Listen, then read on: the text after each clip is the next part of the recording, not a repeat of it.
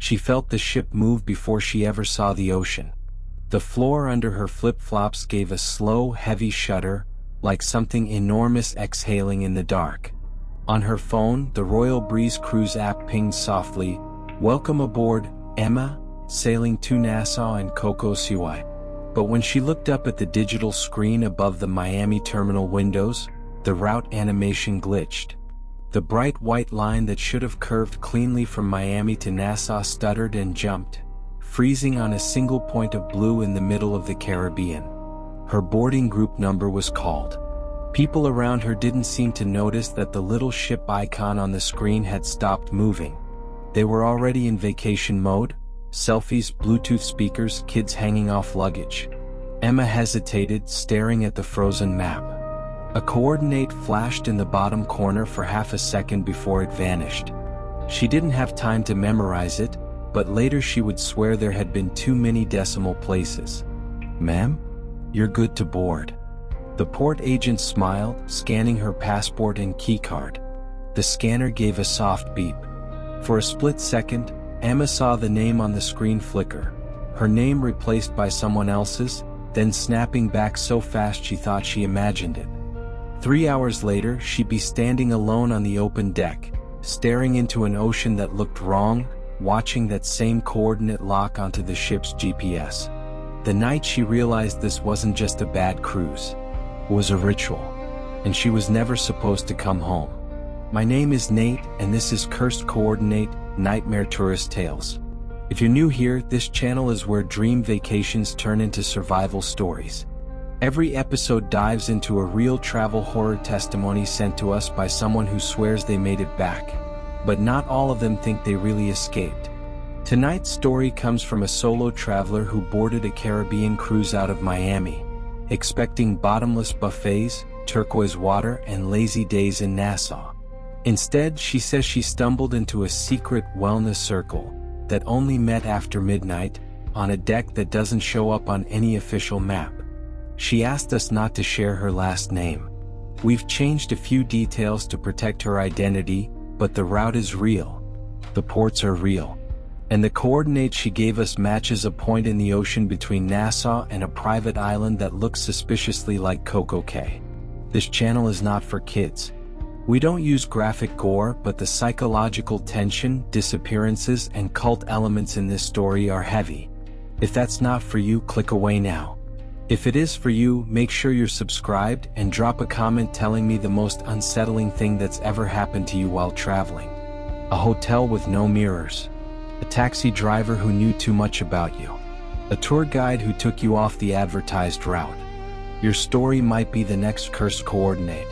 Now, imagine you've just gotten out of a breakup. You're tired, burnt out, and you want to do something impulsive that feels like it belongs to you alone. That's where Emma was when she opened a last-minute cruise deal from her spam folder and saw the words, "Miami to Nassau, Solo Special, Ocean View Balcony."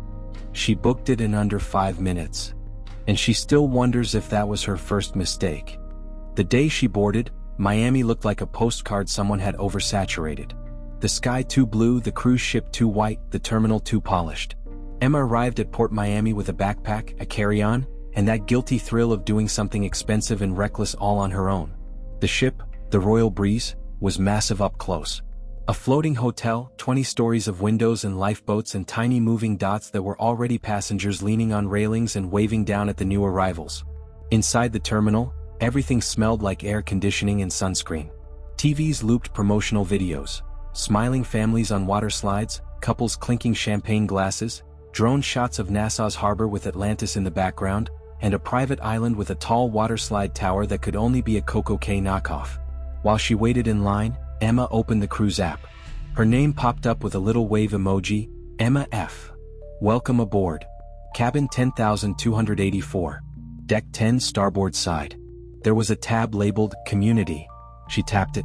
A list of interest groups appeared: Solo Travelers Meetup, Sunset Yoga, Wine Lovers at Sea, and buried below those, almost grayed out, Wellness Circle, Inner Alignment.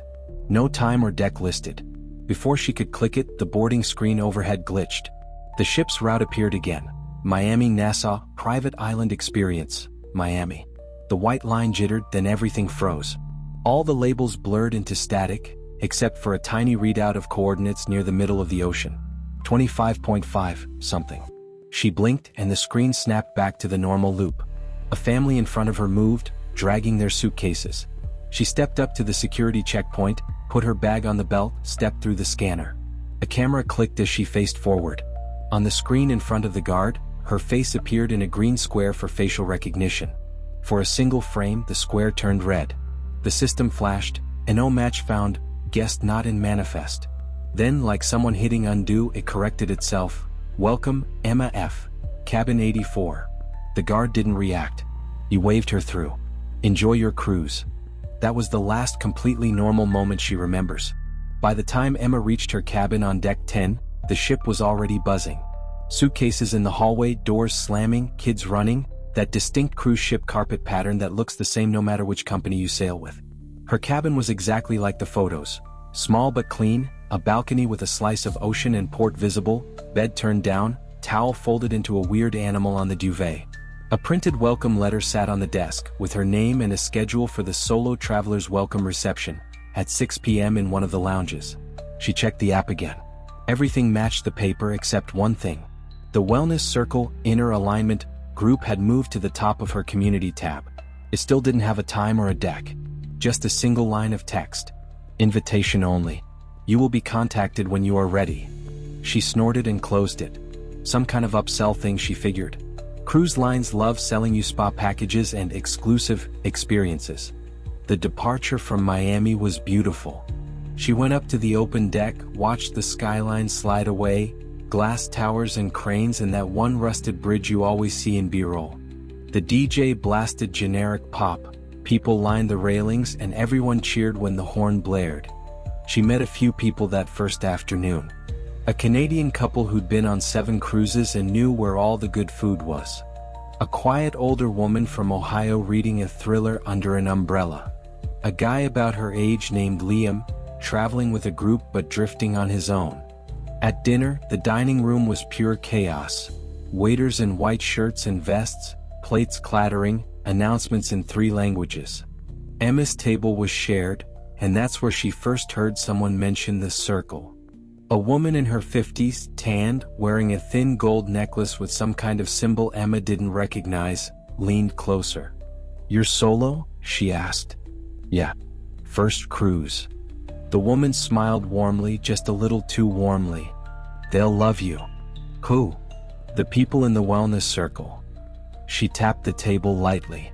"You'll get your notification tonight or tomorrow. Don't ignore it. They don't invite just anyone." Emma forced a laugh. "I think I saw that on the app. Is it like meditation?" "You could call it that." The woman's eyes flicked down to Emma's wrist, where a faint white line of a healed scar ran along her vein. Emma pulled her hand back instinctively. The woman didn't comment. "You seem like someone who needs a reset," she said. "Just, if the invite says Deck 13, don't ask guest services about it. They'll pretend they don't know. Just use the crew stairs near the aft." "There is no Deck 13, the man next to her joked, mishearing. "Bad luck number. Ships skip it. Goes from 12 to 14. The woman just smiled and went back to her soup. When Emma checked the app that night in her cabin, the Wellness Circle tab was pulsing softly. A new line of text had appeared. Next gathering, midnight. Location, Deck 13 aft observation. There was no Deck 13 on the map. She tried to forget it. Seriously, she did. She told herself it was some weird glitch or maybe a prank. She messaged Liam on the app's chat, asking if he'd gotten strange invites. He only wrote back, "Just casino promos and unlimited drink package stuff lol." Why? When she mentioned the Wellness Circle, the typing indicator popped up, then vanished. No reply. 10 minutes later, his profile in the app showed, "Last seen, 4 hours ago," even though she just watched him reply. The next morning, they docked in Nassau. Emma got off the ship, did all the tourist things. The straw market, the conch fritters, the obligatory photo with Atlantis in the far background. The city was bright, noisy, alive. It felt safe in that busy, chaotic way. Yet, even on land, she kept checking the app. The Wellness Circle event had disappeared entirely. It wasn't in her community tab anymore. She shrugged it off as a bug. On the way back, walking up the gangway with dozens of other passengers, she glanced up at the camera they used to log you in and out. A staff member monitored a screen where faces popped up, each matched with a green check mark and a cabin number. Emma watched the screen as she passed. Her face appeared, then split into two. For the briefest moment, the software showed two Emmas, one labeled on board, one labeled missing, both with cabin 10284. The staff member blinked, shook the mouse, and the duplicate vanished. Green check mark. No one said anything. Back in her cabin, there was a card on her bed. No envelope, no logo. Just her first name, handwritten in looping, careful letters. Emma, you are invited to inner alignment tonight. Midnight. Deck 13, aft observation. Wear something white. Leave your phone in your cabin. You will be safe with us. There was no signature. She opened the door and looked both ways down the hallway. The usual noise of a cruise evening, kids arguing, someone laughing too loudly, an ice bucket being filled, echoed off the walls. Nobody stood outside. She checked the app again. Wellness Circle had returned. It now showed, tonight, midnight, deck 13, crew access only. When she tapped the map icon, the whole app froze and closed itself. Something in her gut told her not to go. Something else. Something just as strong, born of loneliness and that ache for meaning after a rough year, told her that if she skipped this, she'd always wonder. She compromised with herself. She would go. She just wouldn't participate in anything weird. She'd observe, then leave. That's what she decided. At 11:45 p.m., she put on the plain white t-shirt she slept in, white shorts, and slipped out of her cabin. She disobeyed one line of the note. She took her phone. The official passenger decks on the Royal Breeze were numbered 3 through 16, skipping 13. Elevators went straight from 12 to 14. But if you walked far enough aft on deck 12, past the Wi-Fi dead zone sign and the door marked crew only, there was a metal stairwell most guests never used. The door wasn't locked. Emma pushed it open and stepped into a concrete stairwell that smelled like oil and cleaning fluid. Bare bulbs hummed overhead.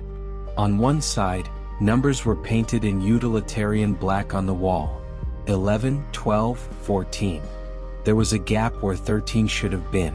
Just bare metal. Her phone had no signal in here. Not even the ship's Wi-Fi. The cruise app spun uselessly when she tried to open it. She counted the steps down from 14 to 12, then did the math for where 13 should physically be. Halfway she saw it, a faded 13 painted against bare steel, partially covered by a metal rack of cleaning supplies pushed to the side. Someone had tried to erase it. At the landing where the missing deck should be, a door had been painted the same dull gray as the walls. No window, no handle on the outside. Just a keycard reader with no light. Her invitation hadn't mentioned how to open it. Emma stood there, trying to decide whether this was the part where she turned around and went back to her safe little balcony and ordered room. Behind her, the stairwell door from deck 12 opened with a soft squeal. Footsteps came down, slow, unhurried. A man's voice, "You found it." She turned. It was the tanned woman from dinner, now dressed entirely in white linen. Behind her, two other passengers Emma recognized from around the ship. A young couple from Brazil. The older man who spent hours at the blackjack table. All in white. All smiling too gently. "We don't knock," the woman said, stepping past Emma. She slid a thin white card, not a normal cruise key card, against the reader. For a moment there was nothing. Then a soft green glow and the door clicked. Cold air flowed out, carrying salt and something else. Candle wax. "Phones?" the woman said, holding out a woven basket. "You can have them back after." Emma hesitated, then lied. I left mine in my cabin. The woman's eyes flicked to Emma's pocket, where the top of her phone protruded by a centimeter. She smiled. You'll be more comfortable if you're fully present. Emma forced herself to meet her gaze. I get panic attacks sometimes. I just like knowing I can call for help if I need to. Pause. Then the woman nodded, almost approvingly. Keep it on airplane mode then. No photos. The others deposited their phones into the basket. The woman pushed the door open wider. Beyond it was open air. Deck 13, if it existed officially, wasn't part of the guest guide. But what Emma stepped into was very real. An open observation deck, smaller than the big pool decks but still spacious. No loungers. No bars.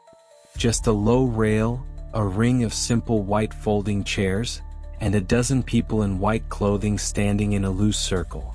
The sea around them was black. Not navy or dark blue, black like ink. The sky was overcast, moon hidden, yet the horizon glowed faintly with a sickly, diffuse light. In the center of the circle was a tablet lying flat on the deck, screen shining up at the sky. Its display was a simple map, a blue field for the ocean, nothing else, with a single white dot pulsing rhythmically. Numbers scrolled beneath it. 25.5000 degrees north, 77.0000 degrees west. Emma felt the ship moving slowly, but the dot on the map didn't move at all. It just pulsed as if the ship had stopped directly on it. A man she hadn't seen before stood near the tablet. He wore white like the others, but his was crisp, ironed, expensive. His hair was silver at the temples, his crew's lanyard missing. No obvious sign of being crew, but also not quite a regular passenger. Emma, he said as if they were meeting at a corporate mixer. We're glad you came. How do you know my? We know everyone who steps onto this ship, he said smoothly. Some of them are just less interesting. The others chuckled softly, not in a mocking way, like he'd made a harmless joke. He gestured to the seats. Please sit. We're about to begin. There was a spot in the circle empty, waiting. Emma sat because not sitting would feel like making a scene, and she wasn't ready for that yet. The man picked up the tablet and held it, cradled in both hands, coordinates still glowing. First-time guests, he said, and his gaze swept across Emma and the Brazilian couple. You've been told this is a wellness circle. In a way, that's true. We are here to help people let go of guilt, of pain, of the heaviness they drag from land onto the water. He lifted the tablet slightly. The sea has always taken offerings. We are simply restoring an old relationship. Someone in the circle closed their eyes, breathing deeply like this was some kind of guided meditation. Emma's heart hammered. She slid her hand into her pocket, touching her phone. No signal bars. No Wi-Fi. No GPS. Just the dark. The man's tone stayed conversational. Between Miami and Nassau, there is a point in the water where the ship's official systems go blind. Not for long. Barely half an hour. Long enough though. He smiled. Long enough for the ship to do what it used to do quietly, before everything was recorded and litigated and monitored. Which is what? Emma asked, surprising herself with the sound of her own voice. He looked pleased she'd asked. Balance the manifest. He tapped the screen. Names appeared, lines of text scrolling with a soft glow, most of them blurred or redacted. Emma caught a few first names here and there. One repeated 3 times with different last initials. We're over capacity? Someone joked weakly. The man's eyes flashed. We're always over capacity. On every journey. Not in beds, not in meals. In weight. He walked slowly around the circle, tablet lighting his face from below. He looked younger when he smiled, older when he didn't. People bring so much of themselves on board. That suffering, that emptiness, that fear, it sinks ships. Not literally, of course, but it erodes. It breaks things. It breaks people. So, some time ago, people like us began selecting volunteers. The word hung in the humid air. Volunteers? The older blackjack player asked. He nodded. Not in the way you think. The sea doesn't care if you agreed. It cares if someone did. He lifted the tablet again. The coordinate pulsed. The numbers changed in the corner. 25.4998 degrees north, 77.0001 degrees west. The ship was moving into position. In the old days, he continued, this happened in storms and accidents. A passenger fell overboard. A crew member didn't show up for shift. Now we are kinder. More intentional. We don't throw anyone they won't miss. Emma stood up. Her chair scraped the deck, loud in the quiet. Okay, I'm done. I'm leaving. The man didn't look upset. If anything, he looked entertained. The door is where you left it. You're free to go. Everyone watched her. No one moved to block her. She turned, heart in her throat, and walked back toward the gray door. For one nauseating second, she thought it wasn't there anymore. The wall seemed seamless, the paint unbroken. Then, as she reached out, the metal flickered like a bad projection and resolved into a door with a handle on the inside. She grabbed it, pulled. It opened. The cold stairwell air hit her face. The man called after her, still calm. If you leave now, someone else takes your place, Emma. That's all. She stepped into the stairwell and let the door swing shut behind her. The lights in the stairwell flickered. Then everything went dark. She doesn't know how long the lights were out. Long enough for the silence to become its own sound. Long enough for her to realize two things. One, this wasn't just some weird pseudo-spiritual meetup. Whatever it was rooted deep in the ship's bones. Two, someone had spoken her name 3 times that day who never should have known it. When the emergency bulbs buzzed back to life, Emma bolted up the stairs toward deck 14, ignoring the numbers. She shoved the door open, stumbling into a corridor that should have been familiar guest territory. It wasn't. Same carpet pattern. Same beige walls. But the cabin numbers were wrong, out of sequence, missing digits. 14402, 14408, 14A12. Some doors had no numbers at all. The air hummed strangely, like she was standing too close to a generator. Her cabin was on deck 10. She knew that. She hit the nearest elevator button. The doors opened on an empty car. She jabbed 10. The panel light scrolled 12, 11, 10, then skipped it and went to 9. It dinged open to reveal a laundry area she'd never seen before. Industrial washers. Carts with sheets. No staff. The elevator chimed again on its own. The display reverted to 14. Emma stepped out, panic rising. This was the part of nightmares where hallways looped endlessly and doors didn't go where they were supposed to. She tried the stairs again, down this time, counting under her breath. 14, 13, 11, 10. She pushed out onto deck 10 and nearly cried with relief when she saw the familiar section sign. She hurried to 10284. Her keycard worked.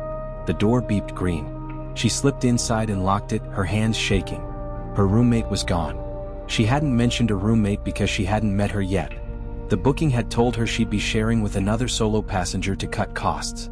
There had been a second suitcase when she boarded, a floral print one by the closet. But now nothing.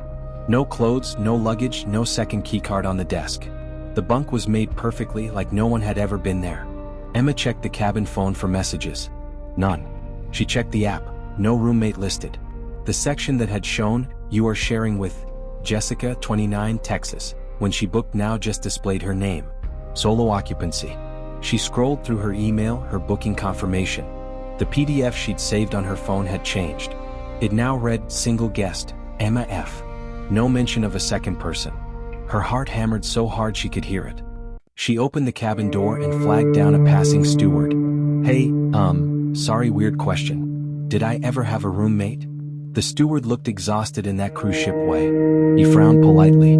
"I don't think so, ma'am. This cabin is single assignment. I saw her luggage when I arrived."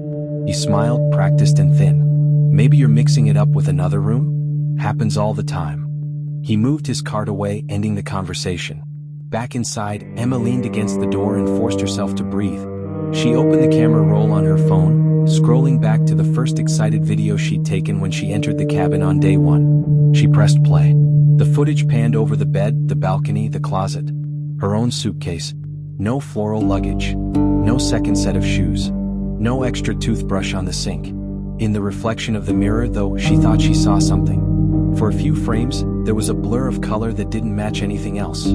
A hint of floral print by the closet. Then the compression smeared it away.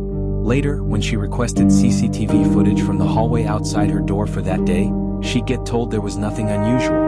No record of a second guest entering her cabin. But she remembers a voice humming in the shower that first evening. Someone else's shampoo in the bathroom. A laugh when she'd made a lame joke about the towel animal. That person was being balanced from the manifest. And the coordinate on that tablet, they were almost at it.